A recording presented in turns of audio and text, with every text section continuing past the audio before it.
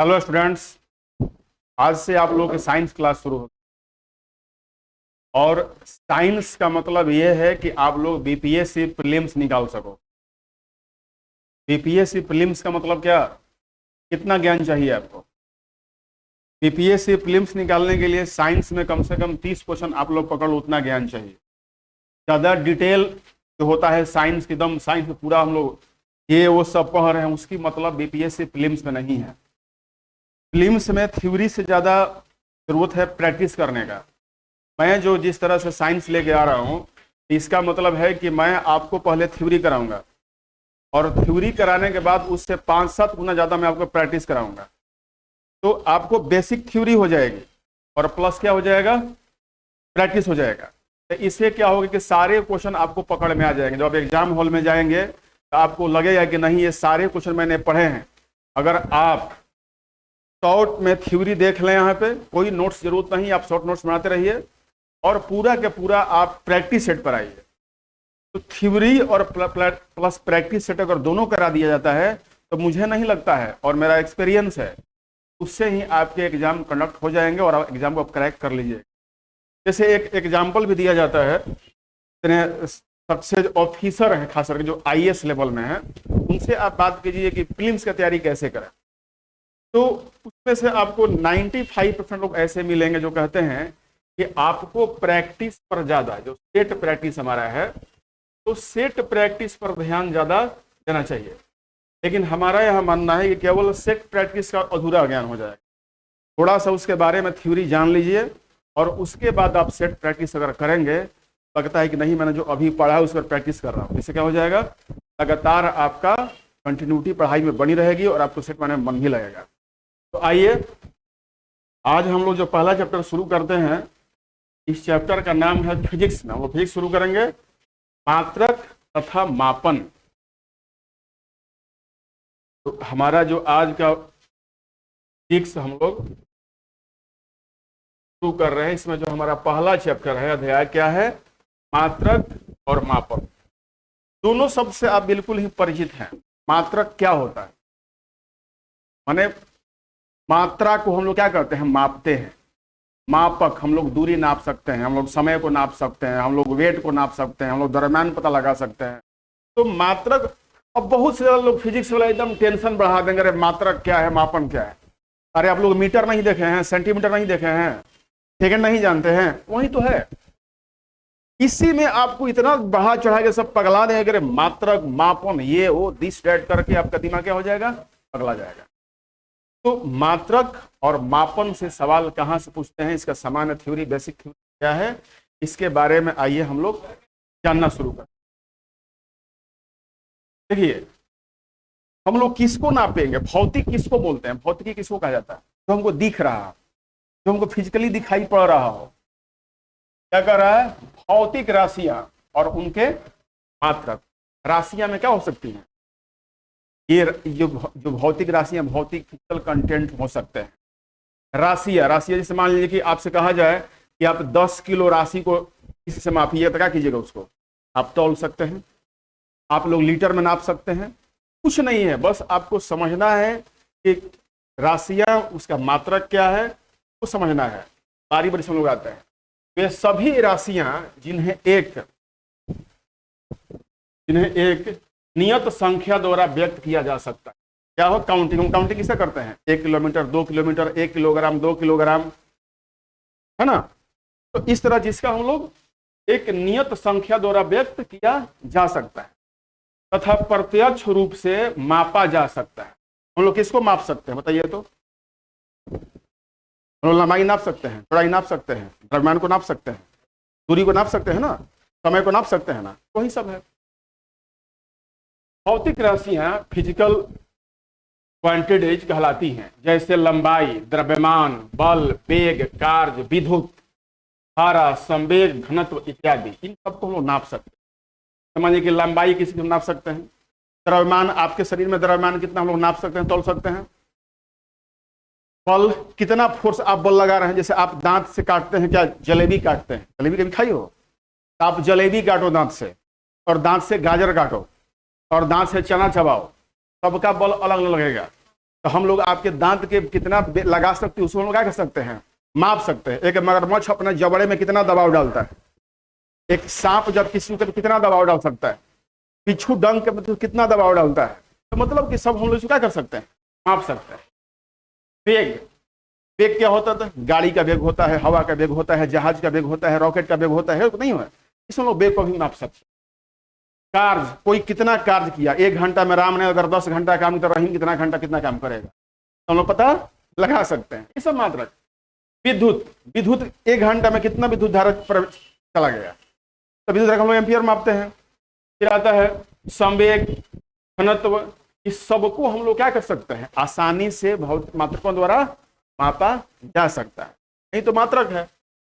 वे भौतिक राशियां जो अन्य राशियों से स्वतंत्र होती हैं तथा जिन्हें व्यक्त करने के लिए अन्य भौतिक राशियों की आवश्यकता नहीं होती हैं, मूल भौतिक राशियां कहलाती हैं। मतलब जिन्हें व्यक्त करने के लिए किसी और राशियों की सहायता नहीं लेनी पड़ती हो, क्या कहलाती है, मूल भौतिक राशियां, फंडामेंटल फिजिकल क्वांटिटीज कहलाती हैं।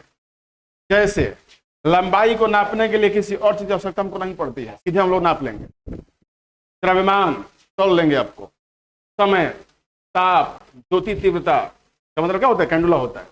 विद्युत धारा, पदार्थ की मात्रा आदि मूल भौतिक राशियां हैं। इनको हम लोग डायरेक्ट नाप सकते हैं, और सहायता लेनी नहीं पड़ती है। तो कोई आपसे पूछ लेगा कि मूल भौतिक राशियां, तो आप वो नोट कर सकते हैं। मूल भौतिक राशियां कौन कौन सी हैं, इसमें आप देख सकते हैं कि मूल भौतिक राशियां में लंबाई है, द्रव्यमान है, समय है, ताप, ज्योति तीव्रता, विद्युत धारा, ईटीसी कर दीजिए। अब इसके बाद आता है कि वे भौतिक राशियां जो मूलभूत राशियों की सहायता से प्राप्त की जाती है, माने मूल राशियों से ही प्राप्त कर सकते हैं, व्युत्पन्न भौतिक राशियां कहलाती हैं। मतलब डाइवर्ड फिजिकल क्वांटिटी कहलाती है। जैसे वेग, त्वरण, बल इत्यादि। तो मूल राशियों की सहायता से ही नापेंगे, लेकिन डायरेक्ट इसको हम लोग नहीं नाप, सहायता लेना ही पड़ेगा मूल राशियों का, तभी हम लोग इसको नाप सकेंगे। इससे पहले बल है, त्वरण है, वेग है, तो हम लोग मूल राशि की सहायता लेकर इसको नाप सकते हैं। मूल राशियों तथा व्युत्पन्न राशियों के अतिरिक्त दो अन्य भौतिक राशियां भी हैं, जिन्हें हम लोग क्या कहते हैं, पूरक राशि। मूल राशियां, व्युत्पन्न राशियां और पूरक राशियां, सप्लीमेंट्री क्वांटिटीज कहते हैं। जैसे समतल कोण तथा घन कोण को नापने के लिए हमको इन सबकी सहायता पड़ती है।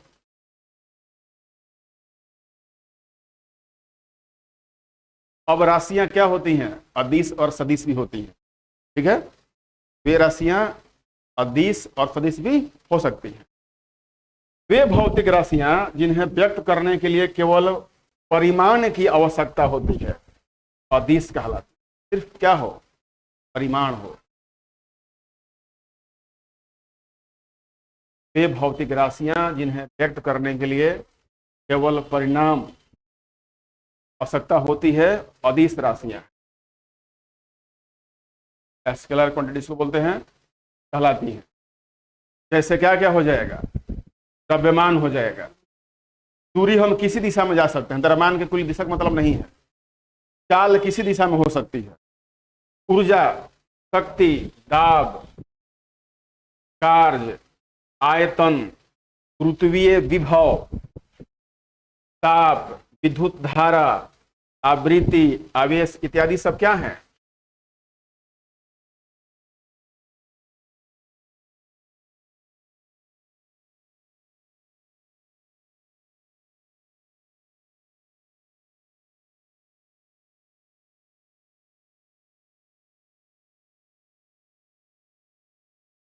बिल्कुल पीडीएफ सब जाएगा आप लोग, टोटल पीडीएफ।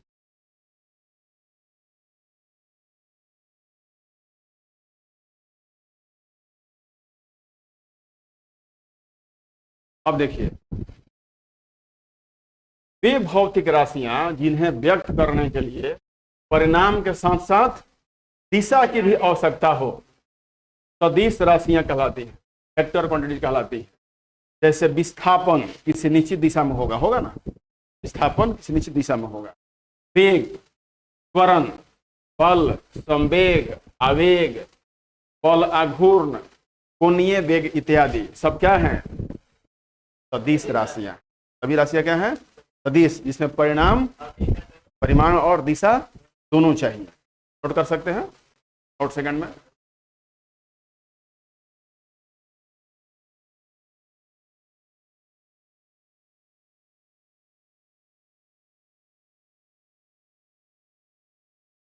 अब आगे है, किसी भी भौतिक राशि को मापने के लिए अंतर्राष्ट्रीय रूप से स्वीकृत मानक को मात्रक या इकाई कहा जाता है। इसलिए अंतर्राष्ट्रीय कि आप यहां से जो माप के भेजते हैं, क्या आपका जो पैमाना है वही पैमाना इंटरनेशनल लेवल पर होना चाहिए, नहीं तो कोई मतलब उसका नहीं रह जाएगा, केवल आपके यहाँ मतलब रह जाएगा। जैसे किलोमीटर है, तो एक हम लोग कहेंगे अमेरिका में न्यूयॉर्क से दूसरा कोई शहर है वाशिंगटन डीसी इतना किलोमीटर है, तो मतलब उसका पैमाना क्या होगा कि 1000 मीटर बराबर 1 किलोमीटर। वहां भी मान्य होगा, यहाँ भी मान्य होगा। तो ये अंतर्राष्ट्रीय पैमाने भी कई तरह के हैं जो वर्तमान में एसआई पद्धति पर चल रहे हैं, बताएंगे आपको, लेकिन थोड़ा सा समझिए। अभी मूल राशियों को व्यक्त करने के लिए उपयोग में लाए गए मात्रक मूल मात्रक कहलाते हैं।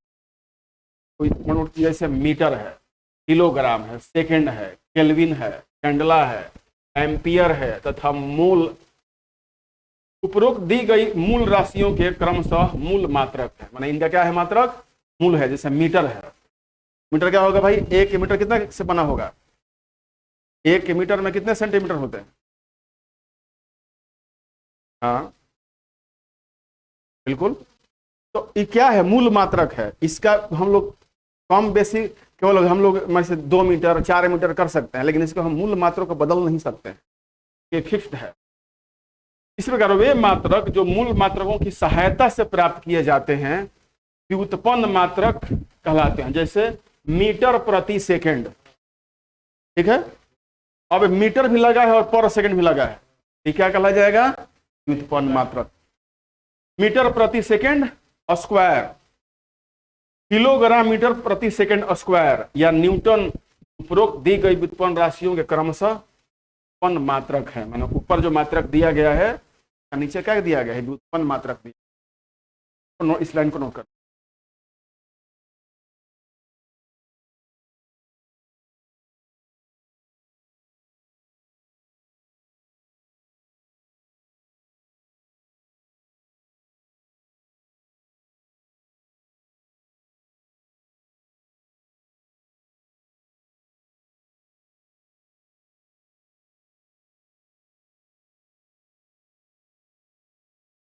धीरे धीरे अब तो धूप कम होता जाएगा, अब तो वर्षा का मौसम आएगा। कल से जून शुरू हो जाएगा। जून में गर्मी तो होती है, लेकिन आपको लू नहीं थकाएगा। लू वाली प्रॉब्लम, केवल भरपेट पानी पीते रहिए, आपको कोई प्रॉब्लम नहीं है। पानी पेट में भरा होना चाहिए।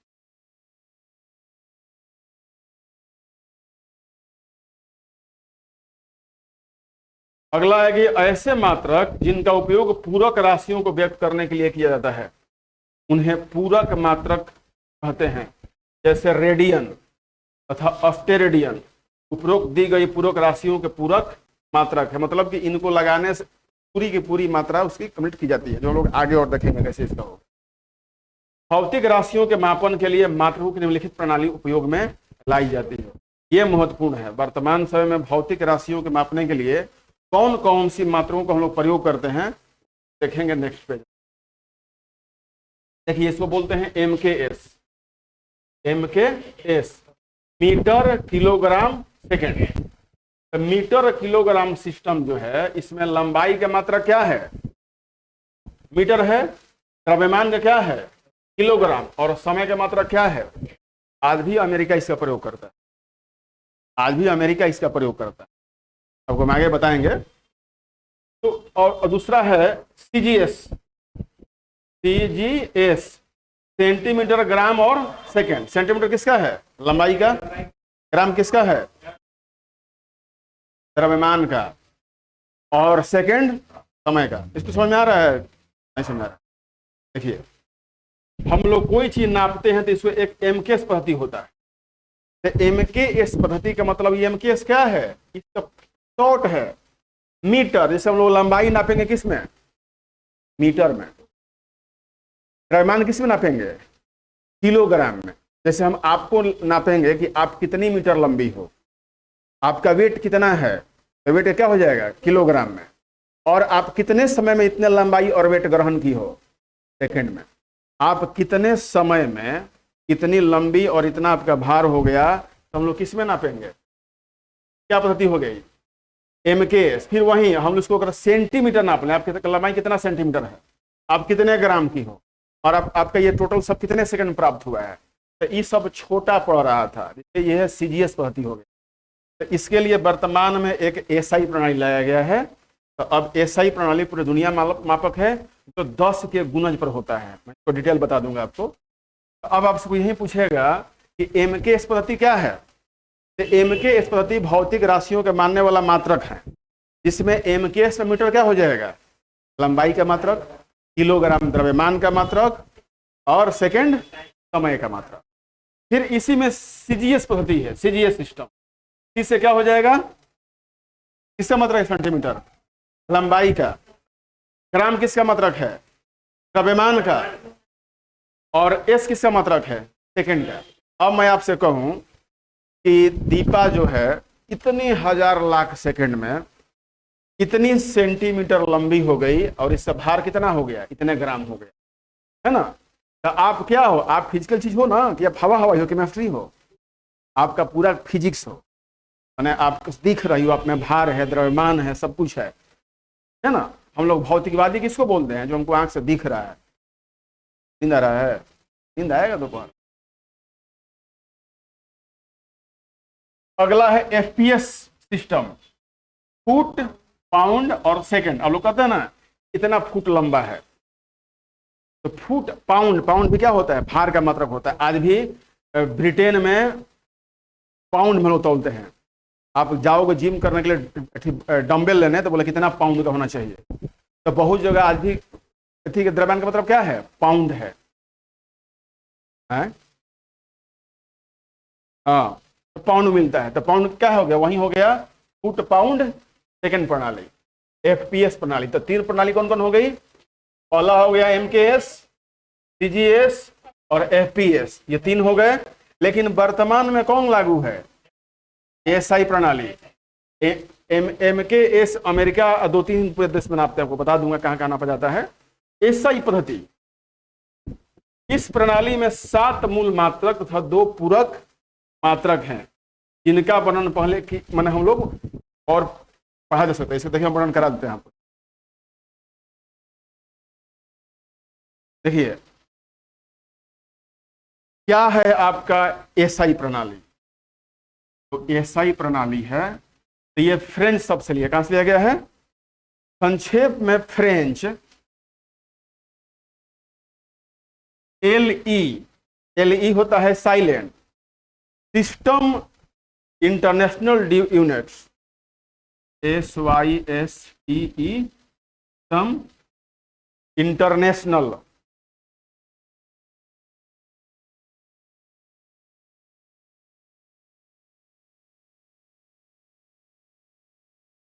International de units. ये इसी क्या है, शॉर्ट रूप है। ये फ्रेंच शब्द है, ली सिस्टम इंटरनेशनल डी यूनिट्स। यहां से इसको लिया गया है एसआई पद्धति को। अब एसआई पद्धति के बारे में कुछ बातें जान लीजिए। मीटर पद्धति का ही क्या है, यह आधुनिक रूप है। जो एमकेएस पद्धति है ना, उसे क्या है, आधुनिक रूप है। इसे समान रूप से दशमलव एवं 10 के गुणकों पर बनाया गया है। किस पर, इसे कैसे होता है कि 10 पैसा बराबर होना ना, जैसे 10 कितना हो गया, 100 पैसा बराबर 1 रुपया। और फिर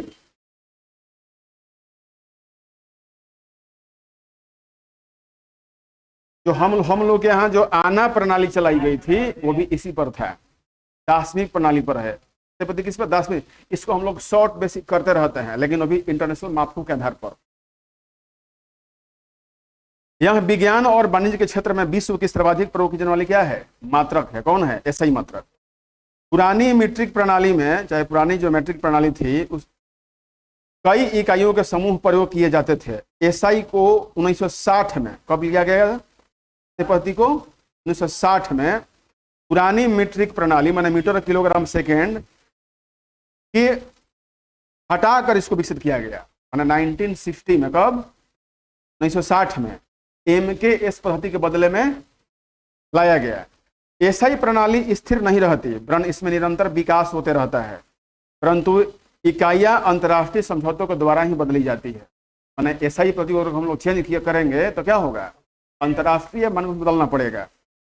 यह प्रणाली लगभग विश्व स्तर पर लागू है और अधिकांश देश इसके अलावा अन्य इकाइयों की आधारिक परिभाषाएं भी नहीं समझते, परंतु इसके अपवाद स्वरूप संयुक्त राज्य अमेरिका और ब्रिटेन हैं, जहां अभी भी गैर एसआई और उनकी पुरानी प्रणालियां लागू हैं। मतलब कि अमेरिका और ब्रिटेन में आज भी एसआई के अतिरिक्त जो पुरानी प्रणालियां हैं वो क्या करती हैं? काम करती हैं, लेकिन उसका अंतर्राष्ट्रीय मानक नहीं लिया जाएगा, वो सिर्फ अपने यहाँ काम करेंगे। जैसे पाउंड कहाँ है? ब्रिटेन में काम करता है ना, परंतु इसके पता ही दिया आपको, उसकी पुरानी प्रणालियां लागू हैं। भारत में यह प्रणाली, कौन प्रणाली? एसआई पद्धति 1 अप्रैल 1957 से लागू है। 57 से ही लागू की गई। कब से? 1 अप्रैल, लिख लीजिएगा। इसके साथ ही नया पैसा भी लागू हुआ था 57 में। नया पैसा, 1 नया 2 नया होता है ना। भारत में यह प्रणाली 1 अप्रैल 1957 से लागू की गई।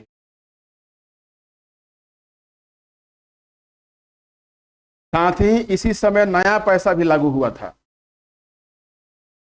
जो दशमलव प्रणाली पर ही आधारित है। इस समय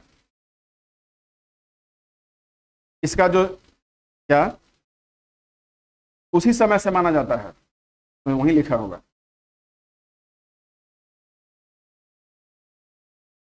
कुछ वैज्ञानिक और सांस्कृतिक क्षेत्र में एसआई प्रणाली के साथ अन्य इकाइयां भी प्रयोग में लाई जाती हैं। एसआई उपसर्गों में मध्यम से बहुत छोटी और बहुत बड़ी मात्राओं को व्यक्त करने में सरलता होती है। मतलब कि एसआई पद्धति में हम लोग बहुत से बड़ा, जैसे 1 अरब, 2 अरब, 4 अरब और 1 पैसा 2 पैसा भी लोग क्या कर सकते हैं? नाप सकते हैं। लंबाई में हम लोग बिल्कुल से छोटे मीटर, मिलीमीटर, मिरियामीटर होता है ना, कुछ भी हो, सब किसका है? एसआई मात्रक का। माने एसआई मात्रक में हम लोग न्यूनतम दूरी के साथ, आंख पर पानी मार लो, आंख पर पानी मार लो। दोपहर का समय है, थोड़ा सा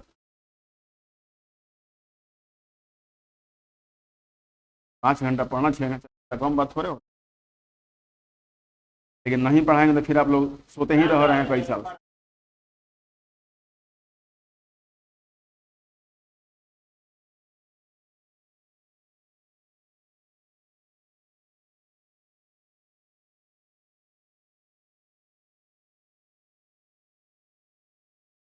क्या होता है भौतिक राशि और उसके मात्रक? देखिए, कुछ जो महत्वपूर्ण है, जैसे त्वरण के मात्रक क्या होता है? मीटर प्रति सेकेंड। बल के मात्रक किलोग्राम मीटर प्रति सेकंड स्क्वायर या न्यूटन होता है। कार्य और ऊर्जा के मात्रक या न्यूटन मीटर या वाट घंटा हम लोग नापते हैं। ठीक है। शक्ति या समर्थ, शक्ति का मतलब क्या होता है?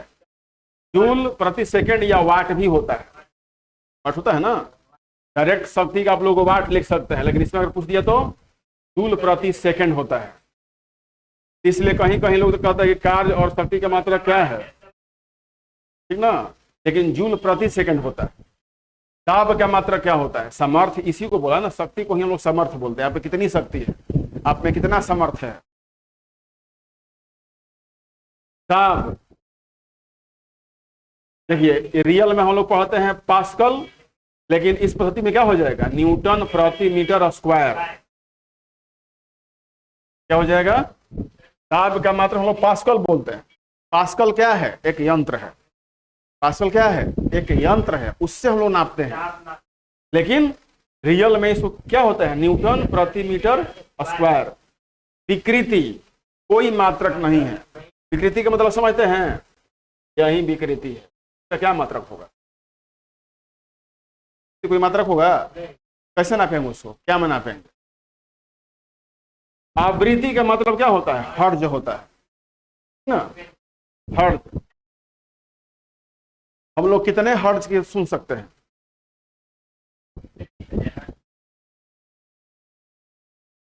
प्रतिबल का मात्रा क्या होता है? न्यूटन प्रति मीटर स्क्वायर। घनत्व का मात्रक किलोग्राम प्रति मीटर क्यूब होता है। आपेक्षिक घनत्व कोई मात्रक नहीं है इसका। ऊष्मा का मतलब क्या हो जाएगा? जूल। बल स्थिरांक का मात्रक न्यूटन प्रति मीटर। विद्युत धारा एम्पियर। प्रतिरोध का क्या हो जाएगा? ओम। प्रतिरोध क्या होता है? प्रतिरोध क्या होता है? जब धारा बहती है तो धारा को बहने में क्या करता है? रोक लगाता है, प्रतिरोध लगा जाता है, ठीक ना। उसको अवरोध पैदा करता है, मैंने उस मात्रा को कम करेगा। हम लोग क्या करते हैं, जैसे पोल पर से वोल्टेज आ रहा है, पोल पे वोल्टेज कितना होता है? एक 440 होता है, और घर में कितना हो जाएगा? 220 हो जाएगा। और 440 कहाँ से आया? ट्रांसफार्मर से आया, वहां पर 11,000 कम से कम होता है। तो हम लोग प्रतिरोध लगे क्या करते हैं? उसको कम कर देते हैं। क्या करते हैं?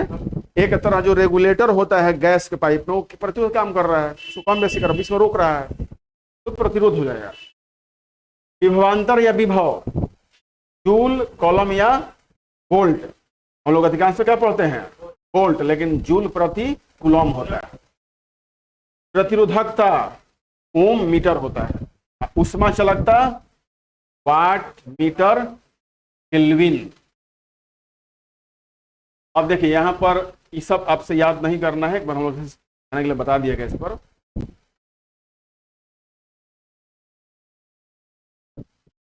इतने जितने भी सब मात्रक हैं इस सबको आप लोग को याद करने चाहिए। तब तक मात्रक याद नहीं होगा तब तक कैसे काम होगा? जैसे देखिए प्रयोगात्मक मात्रक दिया गया है प्रयोग में लाने के लिए। लंबाई के वृत्त मात्रक क्या हो जाएंगे? पहला क्या है? 1 एंगस्ट्रॉम। एंगस्ट्रॉम का सूत्र सिंबल कैसे होता है? ए और ऊपर क्या देंगे? 0। बराबर कितना हो गया? 10⁻10 मीटर बराबर 10⁻8 सेंटीमीटर। क्या हो सकता है? अगर दे दिया जाएगा इसका कैसे होगा तो बिना आप लोग को याद किए हुए नहीं होगा। यह सब दार्शनिक प्रणाली पर है। अब उसी तो कह रहे हैं कि उसके लिए फिर आपको इंजीनियर नहीं बना, कैसे करना हो, खाली इतना आपको याद रखना है। 1 नैनोमीटर। नैनोमीटर क्या होता है? 10⁻, माने मीटर। नैनोमीटर माने क्या हो जाएगा? 10⁻9 मीटर। इसको अगर बदलेंगे सेंटीमीटर में 10⁻7 सेंटीमीटर। 1 माइक्रोमीटर। सिंबल देख लीजिए। तो इस सब को याद करने के अलावा आपके पास वो तरीका नहीं है कि हम पुनः उसको वैज्ञानिक नहीं बनना है कि क्या करना है। इसको देखना है बार बार। 2-3 चीज अगर बार बार देख लेंगे तो आपको याद हो जाएगा। इससे सवाल कभी कभी एक पूछ देता है। देखिए यहाँ पर द्रव्यमान, देखिए यहाँ पर 1 ग्राम बराबर 10⁻³ किलोग्राम। छोटा रूप है। अगर हम लोग 1 ग्राम को हम लोग किलोग्राम से तुलना करेंगे तो कैसे हो जाएगा? अगर हम लोग 1 डेसीग्राम को अगर किलो तो कैसे हो जाएगा? इतना हो जाएगा। ये सब बड़े मात्रक से तुलना किया है। 1 सेंटीग्राम बराबर 10। कभी कभी डाल देता है, कभी कभी डाल देता है, डाल देता है। अब देखिए समय का प्रयोगात्मक मात्रक 1 पिको सेकेंड बराबर 10⁻। अब देखिए सेकेंड से इसका तुलना किससे किया है? ये सेकेंड का छोटा रूप है ना। ये सब सेकेंड के छोटे रूप है। देखिए छोटे रूप है। अब देखिए 1 घंटा बराबर क्या कर दिया? 60 मिनट। और कितना कर दिया? 36 सेकेंड। निकाल लेंगे, सोचा 36 नहीं, सेकंड सेकंड ही होता है, लेकिन सेकंड का ये छोटा रूप हो गया।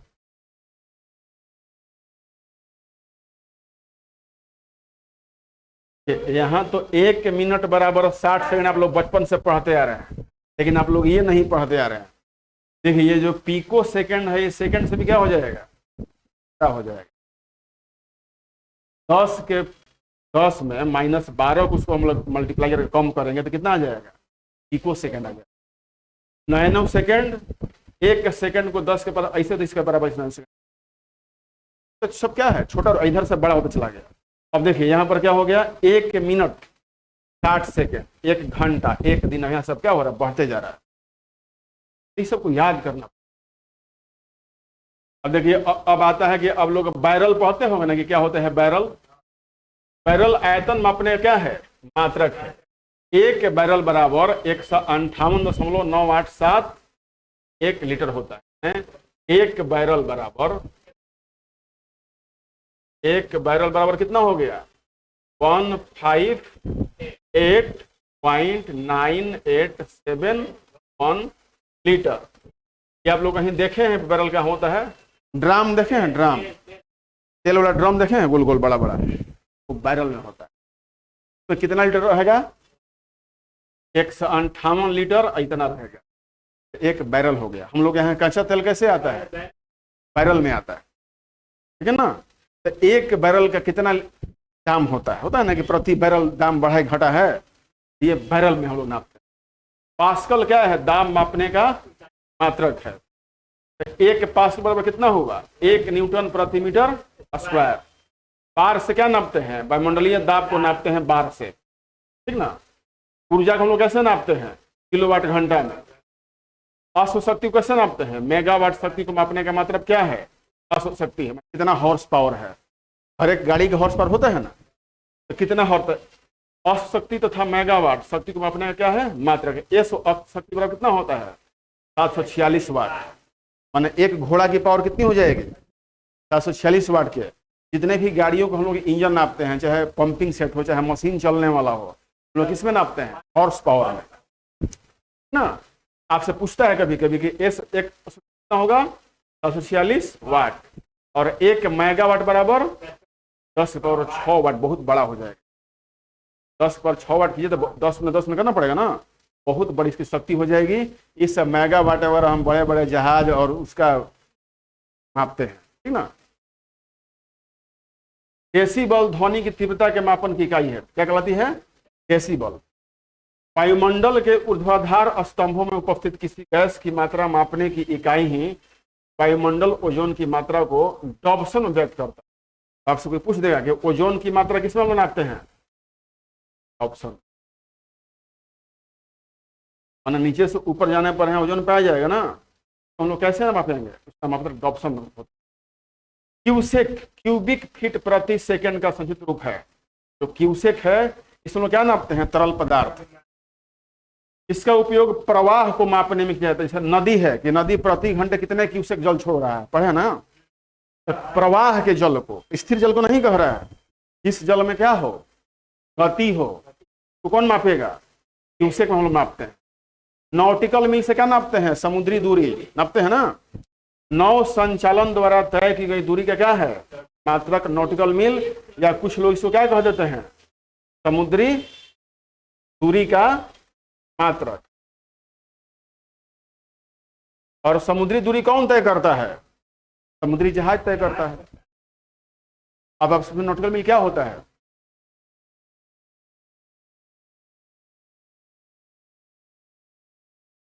नाव संचालन का मतलब यहां पर नाव मत रखिए, नॉटिकल मील जो होता है, हम लोग नदी नहीं नापते हैं, ध्यान रखिएगा।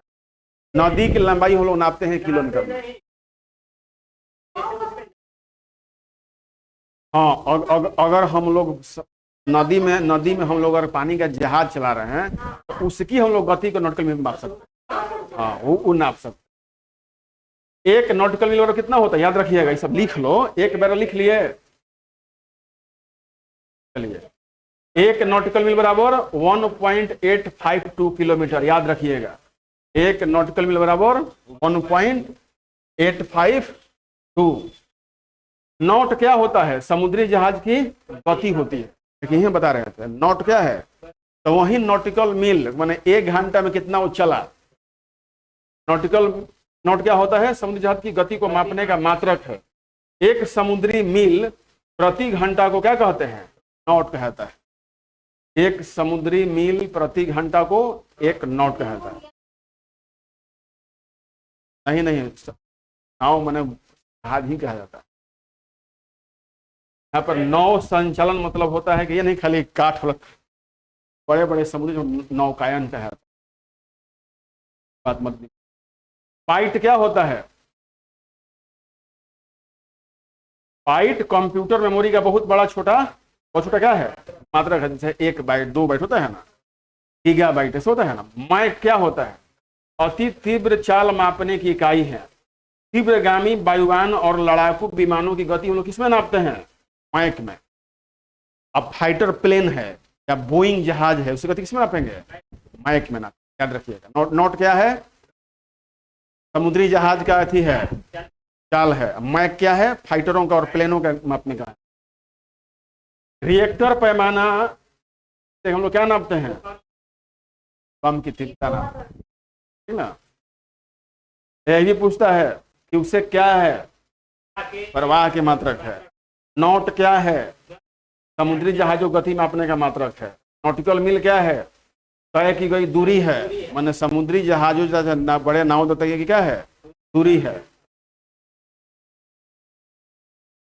भौतिक राशियों के बीमा से भी सवाल कभी कभी पूछ, किसी भी भौतिक राशि के मात्रक को मूल मात्रक के पदों में व्यक्त करने के लिए मूल मात्रक पर जो घातें लगाई जाती हैं, ये सब घात है ना, सब घात लगाई जाती हैं, वे उससे भौतिक राशि की बीमाएं कहते हैं, डायमेंशन ऑफ फिजिकल क्वांटिटीज कहलाती है। यांत्रिकी में लंबाई, द्रव्यमान तथा समय की मूल राशियों को व्यक्त करने के लिए क्रमशः एल, एम और टी। एल क्या है, एम क्या है, मास है, द्रव्यमान, और टी क्या है, सेकंड है। एल एम टी देखो सब जगह एम एल टी दिख रहा है ना। और इसी पर जब घात लगे तो क्या कहलाएगा, बीमा कहलाएगा। नहीं समझेगा। एम किसका मात्रक है, एल किसका मात्रक है, लंबाई का। एम क्या है, मास का। टी किसका है, सेकंड का है। तो अब देखो कोई भी जो हम लोग नापते हैं भौतिक राशियां, तो पहले उसके मूल में क्या होता है, एम एल टी होगा। अब एम एल टी पे जो हम लोग ऊपर घात लगाते हैं वही क्या कहलाता है, सीमाएं कहलाता है। तो अब मान लो कि क्षेत्रफल है, तो हम लोग पहले एम एल टी कर दिए, इस पर क्या घात होगा क्षेत्रफल का, एम के ऊपर क्या हो जाएगा 0, एल के ऊपर स्क्वायर 2, इस तरह क्या हो जाएगा 0। तो किसका हो जाएगा बीमा, क्षेत्रफल का बीमा हो जाएगा, याद करना पड़ेगा। घनत्व तो क्या है, देखो एम एल टी सब है, तो एम एल को साथ में रह गया -3 और टी क्या हो जाएगा 0। संवेग एवं आवेग एम एल टी -1 और दाब क्या हो जाएगा एम एल -1 और टी -2। बीमा का मतलब इस मात्रकों को ऊपर घात लगाना। और एम किसका मात्रक है, द्रव्यमान का। एल किसका है, दूरी का। और टी किसका है, समय का। तो इसी पर हम लोग जब घात लगाते तो इसको क्या बना देते हैं, बीमा बना देते हैं। मापक यंत्र या उपकरण, इसको आप लोग को याद करना, बिल्कुल याद करोगे तो आपको और अच्छा समझ में आएगा।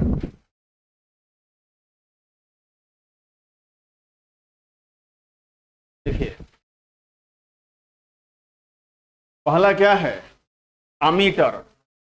आप पूछते हैं कि अमीटर में किसका प्रयोग किए जाते हैं, विद्युत धारा को एम्पियर में मापने हेतु प्रयुक्त यंत्र। क्या है, एक मशीन है। फिर है अल्टीमीटर, विमानों की ऊंचाई नापने हेतु। जैसे मान लो कि यहाँ से जहाज कितनी ऊंचाई पर उड़ रही है, कैसे नापेंगे, अल्टीमीटर कहाँ लगा होता है, जहाजों में। अल्टीमीटर जहाज में लगा होता है। ज्यों ज्यों जहाज नीचे आएगी उसके नीचे से ऊंचाई क्या है तो बता देगा, और जितना ऊंचा बढ़ेगा क्या करेगा, उसको भी बता देगा। वो क्या होता है, अल्टीमीटर।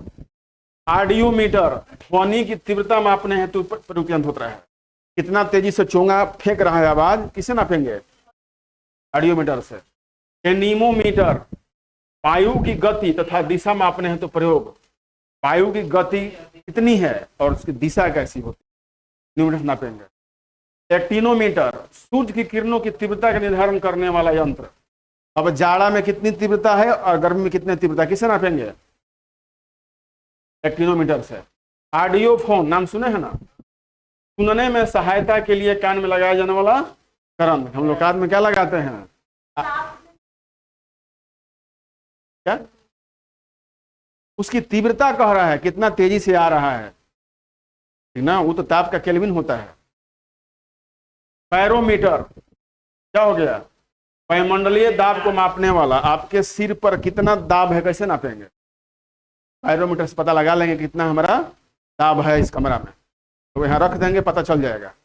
आप लोग अभी सुनार की दुकान में गए हो, सुनार की दुकान में जब सोना तौलता है तो कहाँ तौलता है? खुला में एक शीशा का बॉक्स होता है, देखिए उसी का बॉक्स, और उसमें रह के तौलता है। क्यों?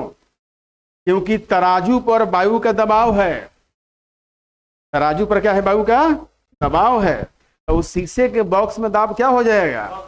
0 हो जाएगा। छोटा है ना, 0 हो जाएगा।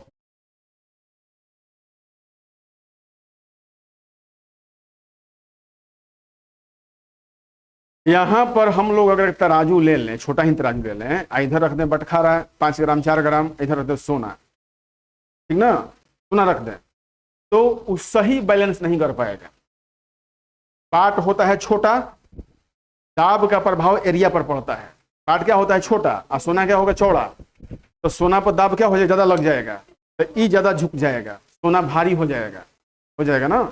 तो इसलिए उसको अंदर तौलने की होती है। कभी भी सोनार अगर खुले में तौले आपको मत लीजिएगा, जरूर कुछ ना कुछ 1-2 अंश का फर्क आ जाएगा। हाँ, एकदम फायदा उसको होगा, एकदम फायदा। बोले ना, ये बताओ 1 किलो जब हम लोग चढ़ाते हैं सब्जी पर, तो टमाटर का आयतन बेसी है कि किलो बाट का आयतन ज्यादा है? उसी प्रकार अगर हम लोग 5 ग्राम का कुछ सिक्का रख दें उस पर, तो छोटा होगा, गोल बाट होता है। इधर मान लो कि 5 ग्राम का नथिया हो, तो नथिया चौड़ा होगा नहीं चौड़ा होगा? इस पर ज्यादा वायु दाब लगेगा, नथिया पर। पलड़ा किसका भारी हो जाएगा? पाट रहे कम, भार क्या हो जाएगा? ज्यादा बात चढ़ाएगा, तो उसको फायदा हो जाएगा। इसलिए सोना होता है, चाहे जो प्लेटिनम होता है महंगा धातु, चांदी लोग तोल देता है, लेकिन सोना को चाहे प्लेटिनम को, प्लेटिनम सोना से ही महंगा है ना, डायमंड हो, तो वो आपको नहीं पता था, आप जान गए ना, हम बता दिए ना। अच्छे दुकानदार के पास वो तेल रखा रहता है, इसमें उस सोना को घुसा के ही तौलेगा। पैरोग्राफ, वायुमंडलीय दाब में होने वाले परिवर्तन का ग्राफ अंकित करने वाला क्या है? माने वायुमंडलीय दाब में होने वाले परिवर्तन, माने ऐसे ऊपर नीचे क्या होता है? दिखाता रहता है, कितना कभी दाब घटा, कितना दाब बढ़ा, क्या है? बैरोग्राफ। क्रोस्कोग्राफ पौधों की वृद्धि को दर्शाने वाला यंत्र है, माने एक पौधा 1 दिन में चाहे 1 साल में कितना बढ़ता है, वो क्या कर लेगा? माप लेगा।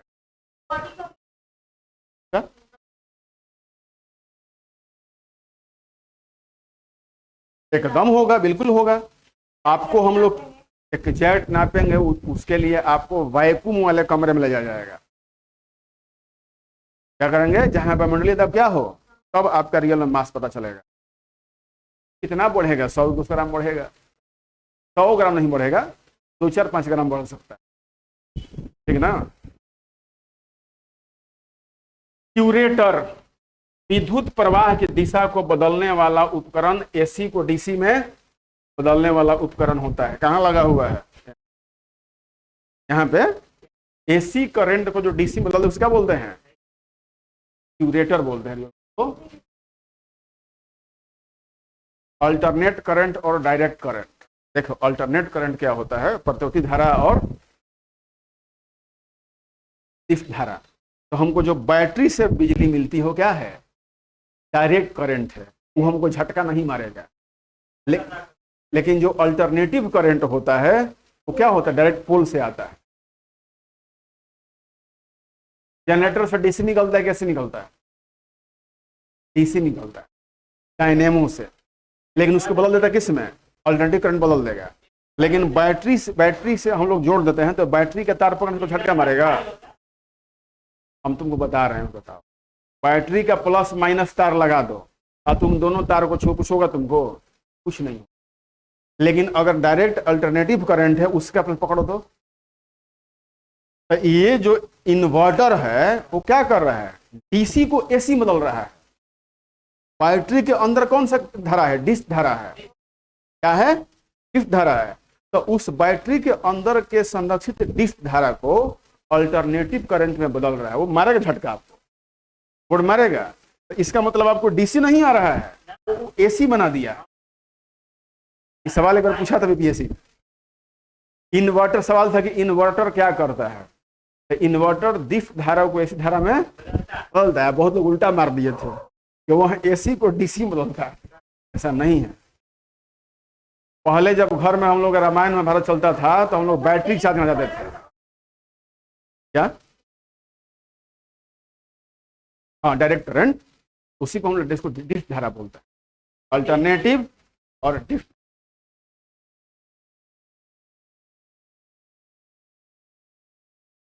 क्रोनोमीटर पानी की जहाजों में सही समय ज्ञात करने का प्रयुक्त उपकरण।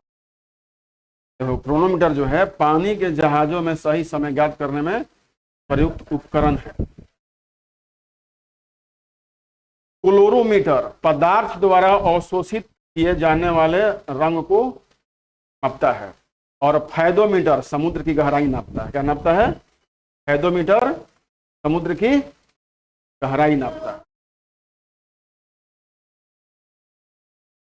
जैसे मान लो कि कह रहा है कि क्लोरोमीटर पदार्थ द्वारा अवशोषित किए जाने वाले रंग, जैसे मान लीजिए कि एक सादा धागा है और उसको लाल कलर में मिलाओगी और फिर नहीं तो कितना अवशोषित किया है वो किससे नापा जाएगा? क्लोरोमीटर से। और फैदोमीटर समुद्र की गहराई को।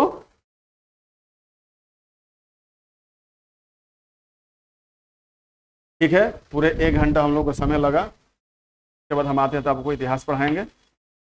इन सब चीजों का आप लोग बिल्कुल